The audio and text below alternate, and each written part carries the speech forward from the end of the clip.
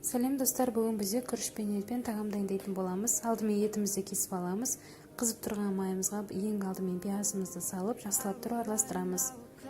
Қуырып болған соң үстіне тәтті бұрышымызды саламыз. Оның үстіне сәбізімізді саламыз. Барлығын жақсылап тұрып қызарғанға дейін қуырамыз. Тұзы мен бұрышын саламыз дәміне қарай. Барлығын жақсылап тұрып қуырып болған соң үстіне етімізді саламыз. Етін салып болған соң барлығын тағы да жақсылап тұрып араластырып, крышкасын жауып бұқтырып қоямыз.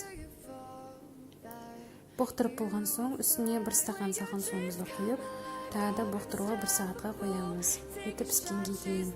Одан кейін томат пастасын салып, жақсылап тұрып, жауып бетін қоямыз. Бөлек табаға күрішімізді пісіріп аламыз.